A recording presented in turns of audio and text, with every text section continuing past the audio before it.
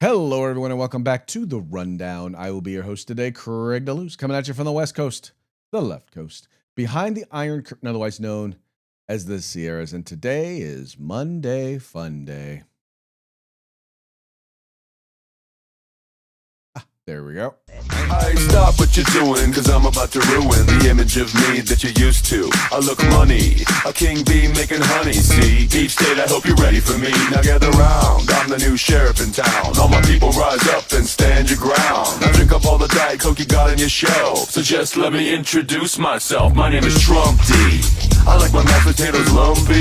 Fake news, oh how I like to punk thee. That little sniper on the slow tin, he took a shot but he missed me. I don't fall, y'all, I'm like the ever ready bunny. Still going strong and spunky. So put on your big boy pants. Come on, let's do the dance. The Trumpy dance is your chance to do the Trump. Come on, do the Trumpy Trump. Come on and do the Trumpy Trump. Check me out, y'all. We do the Trumpy Trump. Just watch me do the Trumpy Trump. Yeah. Do you know what I'm doing? We do the Trumpy Trump. Come on, everybody do the Trumpy Trump. It's time to do the Trumpy Trump. Yeah. My favorite. Yeah, that's right. My favorite dish is a double Big Mac. Anyway, folks, welcome back to The Rundown. We're having a good time here on Monday Fun Day. Fortunately, once again, Mike will not be with us today. He's out there earning those dollar bills, so I can't get mad at him. But you're here and I'm here, so that's what's important. So let's go ahead and get into the program today, and we'll start it the way we always do, and that is with a quick shout out to our sponsors. First and foremost, we have the folks over at Hitman Industries. Now, they make rifle and pistol caliber barrels available for you to purchase at any length. Ooh, that was easy for me to say. All you have to do is go to their website at hitmanindustries.net. Now, if you've purchased an AR in the last few years, there's a good chance you already have one of their barrels, so why not get another one? Whether you're looking to do a brand new build or, rebarrel an old rifle, start your experience, start your journey with Hitman Industries. And then we've got the California Republican Assembly working to help elect conservatives in the great state of California. I got to tell you, we're working really, really hard to try and get us a Republican governor here in California. And it's actually a possibility this time. You want to find out how? Visit their website at cragop.org. That's cragop.org. For those of you who do not know, CRA was once referred to by Ronald Reagan. That's right, the great former President Ronald Reagan, as the conscience of the Republican Party. Check them out and find out why. And then we've got the best in concealed carry tactical holsters available on the market at hogholsters.com. That's HAWG holsters.com. I know, spelled kind of funny because that's like they like helping Americans wear guns. They like it so much, they're going to give you a discount. All you have to do is use the discount code The Rundown. All caps, no spaces, one word, just like it is right up there. And you are going to get your hog holster on discount today. And then finally, we have the place where you can find all things tactical except the gun. That would be at uscombatgear.com. Now, if you're looking to buy new gear, trust me, they have a huge selection. They have competitive pricing, and they specialize in group sales. So you need to get your group together, get your agency together, get your department together, get your friends together. Get on over to uscombatgear.com, the place where you can find all things tactical except the gun. Also want to remind you, if you're watching this program 3 p.m. in the 3 p.m. Pacific hour in the Pacific or in the 6 p.m. hour back east, you're watching us live, which means we're taking your comments, and we would love to hear what you have to say. Whether you agree with us or disagree with us, we enjoy the comments. In fact, we prefer for you to disagree with us because then that gives us the opportunity to mock you. Oh, wow, is that a mockingbird? Man, is that a mockingbird? Is that a mockingbird?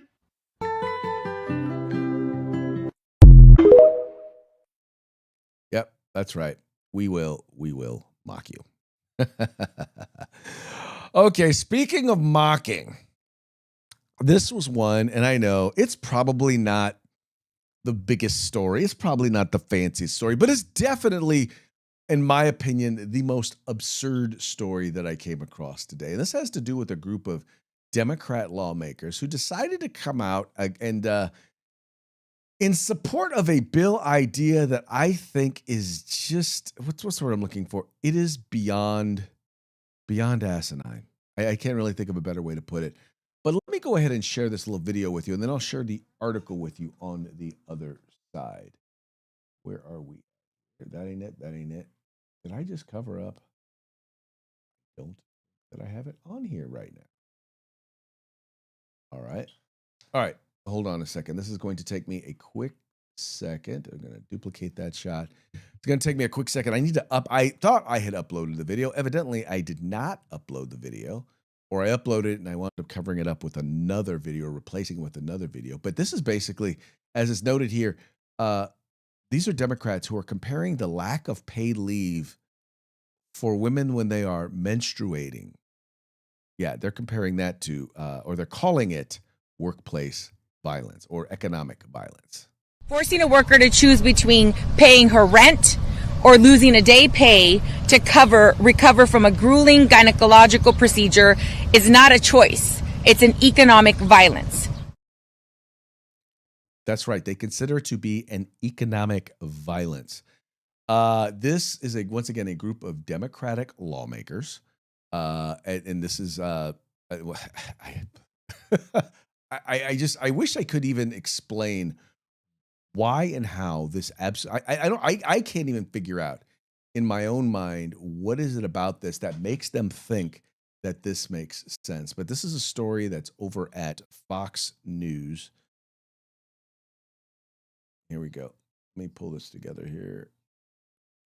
I know I am like totally not like on it today. Please forgive me. Anyway, here we go. Okay, so it says here, Dem lawmakers gripe about economic violence if not being paid to stay at home from work when menstruating.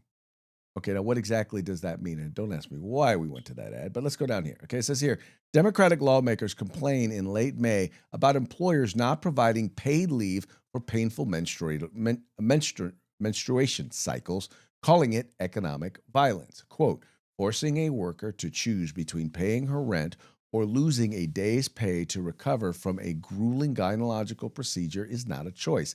It's economic violence. Representative Aldeta, I'm not even going to try and pronounce her last name, Democrat from Arizona, said during a press conference on May 21st.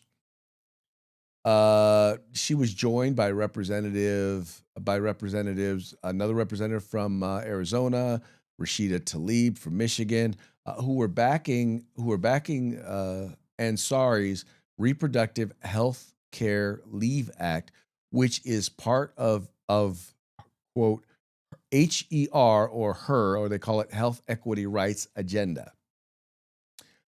The Reproductive Health Care Leave Act, the flagship bill, would provide up to 12 days of paid leave per year for reproductive health needs, including severe menstrual pain, abortions, menopause symptoms, miscarriages, biopsies, vasectomies, and more. The HER agenda also includes studies regarding gynecological pain management and premenstrual dysphoric disorder awareness. Quote, no one should have to choose between their paycheck and their health to be able to manage that kind of incredible pain, Tlaib said during the press conference. Now, the thing that's interesting to me about this is that, well, first of all, most jobs have this thing called sick leave, right? So if something is going wrong and you're dealing with a physical issue, guess what you do? You take a sick day.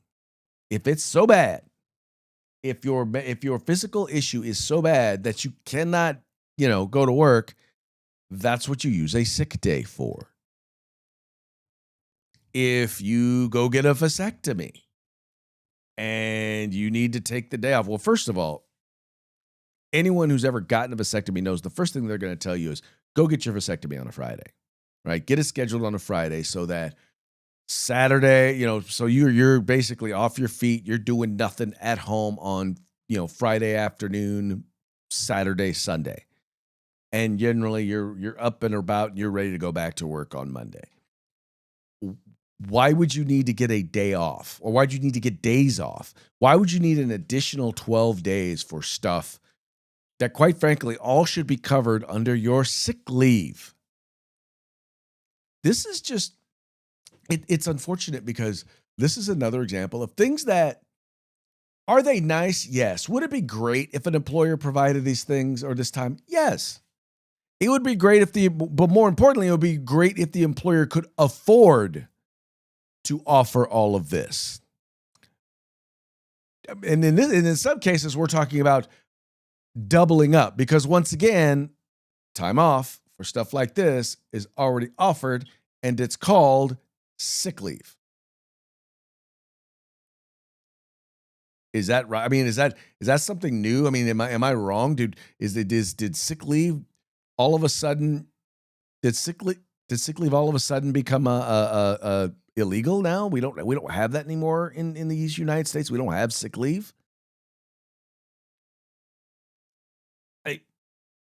I'm just and once again, I want to note to you, these are once again Democrats who want to take everything that they want and they want to call it a right. Not everything you want is a right. I'm not saying you're wrong for wanting it. I'm saying you're wrong I'm not even going to say you're wrong for expecting it.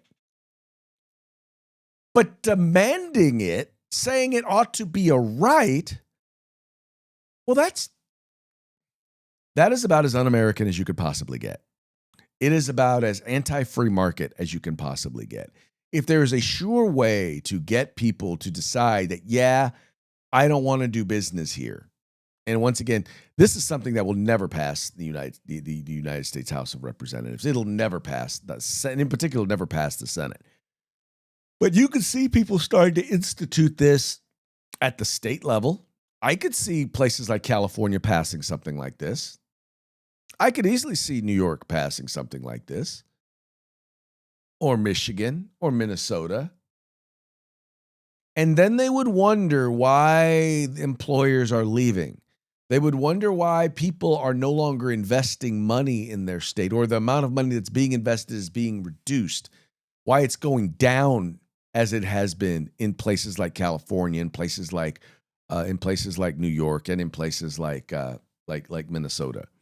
They're going down because, once again, you are trying to demand and mandate things that just are not supposed to be, things that are not rights. You want to call them a right, but they're not rights.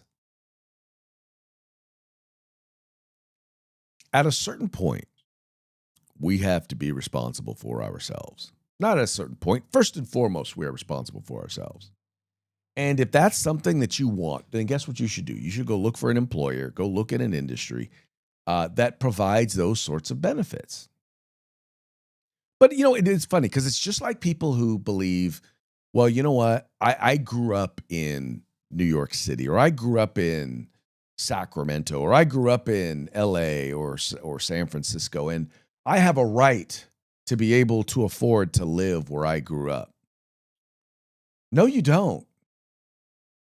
I mean, studies have shown that right now, as we are right now, we are the least mobile, or at least we are the least mobile generation of any before us. Because usually what would happen is, from the beginning of this country until, well, now, what you did was you moved. If you couldn't reach your economic goals or your financial goals or your society, whatever you were looking for, where you were, you went to another place.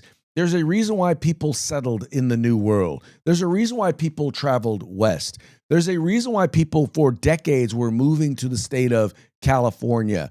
There's a reason why people moved to Nevada. They moved to these places because there were opportunities there that didn't exist in the place that they were from. They could experience more in the place that they were going to,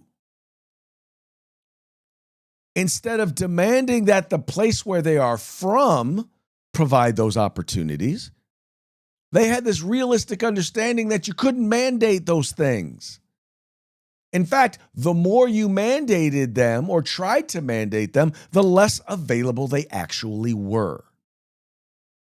Because all you do is you don't increase those benefits, which, well, not for everybody. For many people, they wind up losing their jobs as those companies shut down and move their business someplace else. And the ones that remain that can afford to give those additional benefits, they find a way to pay for it. In part, they do so by raising the cost of their products, goods, or service. In part, they do so by cutting the hours of workers, in some cases, such that they no longer qualify for those benefits, meaning they don't get the benefits anyway. Or in some cases, basically just firing some people and have other people who are going to actually get the benefits pick up the slack. That's how it works, folks. Cost of business is passed on to the consumer. It means less profits, right? It means they get less money. And when I say less profits, by the way, I'm not just talking about the owners. I'm also talking about the investors, which in many cases, if you have a 401k or if you have a pension, it's likely invested in one of these businesses that is going to pay for this additional cost. It means less profits. It means less money in your 401k. It means you also pay for it. Not just through higher prices, but also by lower return on your investment. And the workers pay for it through lost wages, lost hours, in some cases, lost benefits. Anyway, it works my nerves. It just works my nerves how people just don't understand the very basics of economics. I will say this again, and I know that I've recommended this before. If you ever get a chance, for those of you who are listening and stuff like this, I'm just going to say this. A much better use of your time than listening to me, get into audiobooks and start with, if you don't have time, this is only if you don't have time. If you have time to read this book. But if you don't, get into audiobooks. Listen to and make one of your first buys, Basic Economics by Thomas Sowell. And so much of this stuff will be explained to you, will make sense in a way in which you will not have to be an econ major in order to understand. In fact, I would recommend you get it for every Democrat you know. Just recommend it to them. Get them to read it. Get them to listen to it. Get them to understand how flawed the policies of the people they're voting for actually are. Because if we can get people to understand that there are a lot of reasonable Democrats out there. The problem is many of them are only listening to the left. They're only listening to the grievance community. They're only listening to those who want to take from those who've earned to give to those who haven't. And they don't understand. They don't even understand, though, that's what they're doing. Because, well, they're not being educated. They're being indoctrinated. So let's help them out a bit, shall we? All right. I know this is a big shock. Election interference scandal uncovered in the state of California. Say it ain't so. Say it don't happen here in California. Yeah, I wish I could say that. I wish I could say that I knew that to be the truth. But to be honest, yeah. At least the California Post